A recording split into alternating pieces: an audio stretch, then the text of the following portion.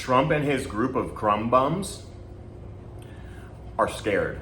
They're super scared. Now, you remember when Trump said this, it's been a while, but you remember this, right?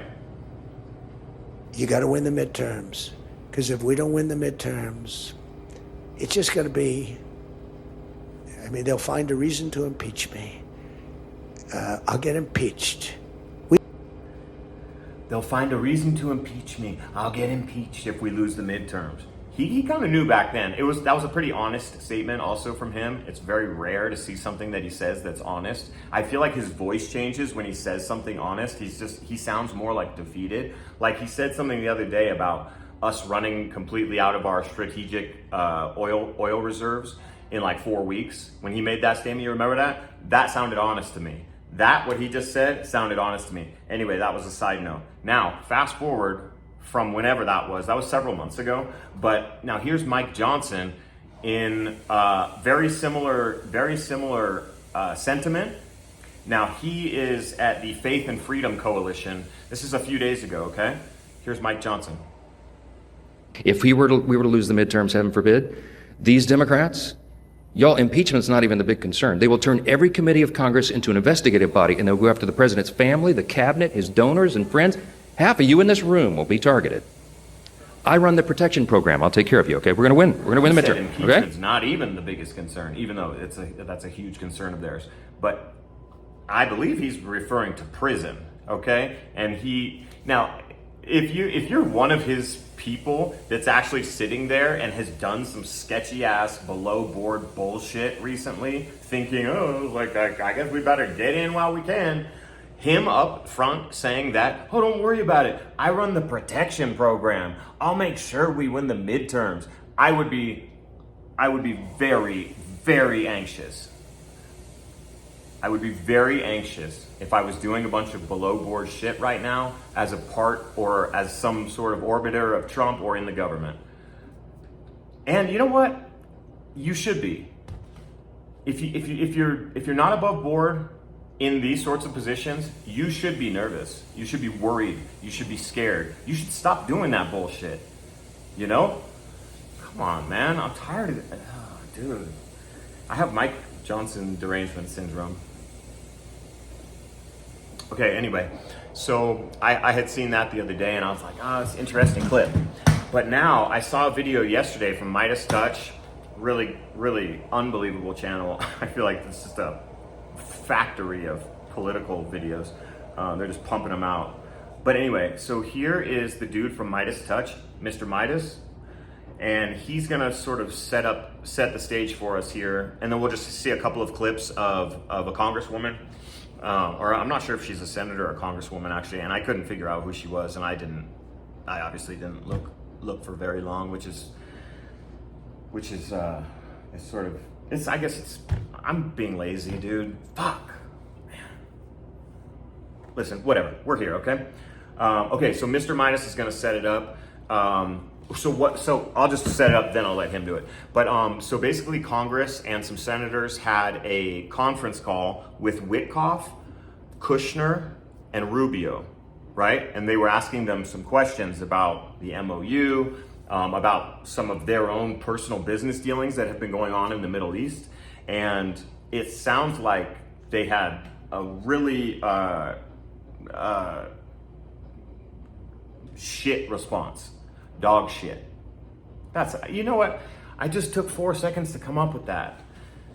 God, that's pathetic, I feel like. Okay. Anyway, so here's Mr. Midas.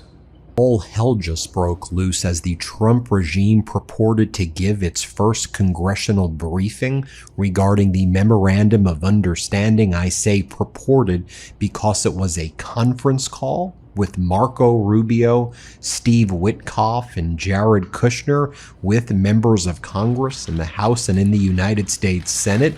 All hell broke loose because when members of Congress asked some very basic questions about the Memorandum of Understanding, like who drafted it, who came up with the terms, hey Steve Witkoff, are you still doing business in the Middle East? What is your actual role, Witkoff? Is this a real MOU? Is this binding? What happens next? Apparently, Rubio and Witkoff and others from the Trump regime just started yelling and screaming at members of Congress, including some MAGA Republican Congress members who were. Okay, so he just set it up, right? They were having a conference call, they were asking them some questions, and they got a really dog shit response from these guys. He said they were yelling and screaming. You know, I don't know if they were yelling and screaming, but they had a really poor response to these questions. And I don't know what these people are expecting. I don't know if Witkoff thinks because Trump is so flagrant with his violations of decency and of his level of corruption. I don't know if Witkoff thinks that he can do exactly the same, but it sounds like he was treating some of the people really poorly in the room who were asking him the questions. And that just begs, it's just like, why would you respond that way? If you aren't guilty, you certainly wouldn't need to respond that way. Now, this woman was in the meeting. She was asking some questions of Witkoff. My mic off and said that he called my question smart-assed and stupid, cut my mic off and said, "There's your answer." So she asks Witkoff something, and Witkoff cuts her off, says that's a smart-ass question, and tells her she's stupid. Now, I'm just saying, that guy is below board, okay? Witkoff, below board.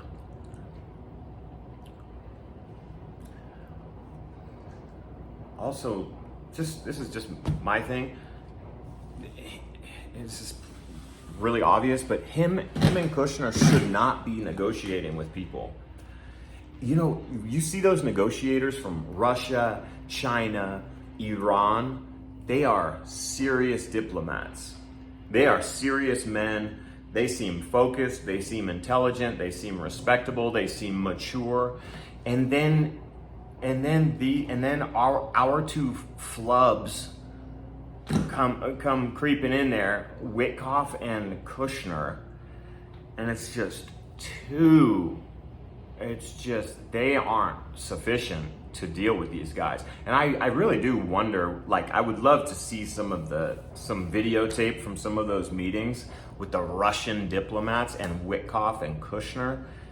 I wonder if the Russian or Iranian diplomats are like, I don't know. I just really would love to know how they dealt with them in those meetings. You know, I think that would be interesting.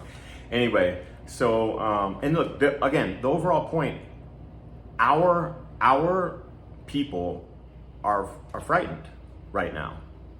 Kushner, I don't know our people, but whatever. Kushner, Witkoff, Rubio, Mike Johnson, Trump.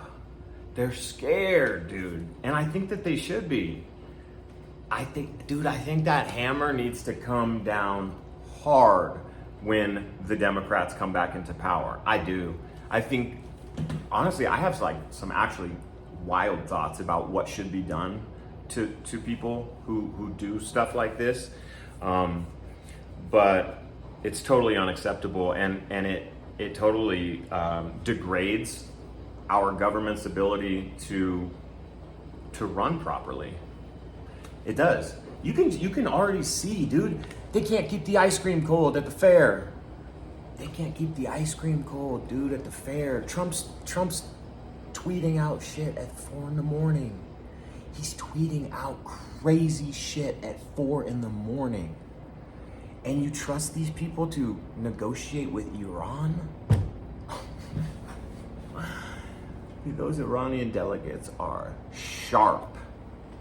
And we send Witkoff over there? Oh my God. Anyway, here's another little clip from the same woman responding in the same interview. I want you to tell us what happened in today's Iran conference call with Rubio and Witkoff. And this is an important day. And strangely, as we're taking in these Supreme Court decisions and the rant and raving of the president, we had a conference call. It was not a classified call with Secretary Rubio and Mr. Witkoff, and it was bipartisan, members of Congress, House members, Republicans, Democrats.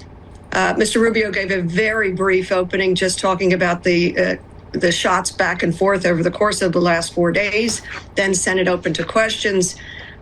We didn't learn much of anything. I have to be very, very honest with you. And it was all based on talking about the MOU, the 14-point MOU. I did ask a set of questions to the secretary and to Mr. Witkoff, which really piqued his ire. He cut my mic off and said that he called my question smart-assed and stupid, cut my mic off, and said, "There's your answer." Okay, I'm gonna stop it there because that was a little bit boring.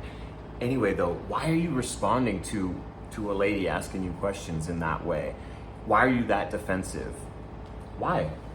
If you're above board, if you're not lying, if you're doing shit, you know, in a proper way, and you are actually trying to do your job in a legitimate way without side hustle dealings going on, you're not responding that way. So it sounds like Witkoff flips out because he got asked some questions directly that he was not prepared to answer. And so anyway, they're freaking out. They're shitting in their pants. Whatever. They know that when the Democrats come in to power, they're cooked, dude. They're cooked, and I can't wait to see that. And I just hope that whoever comes into power, honestly, it doesn't even matter if it's a Democrat or Republican. Whoever though comes next, they have to clean it up. The swamp actually has to get drained. It does.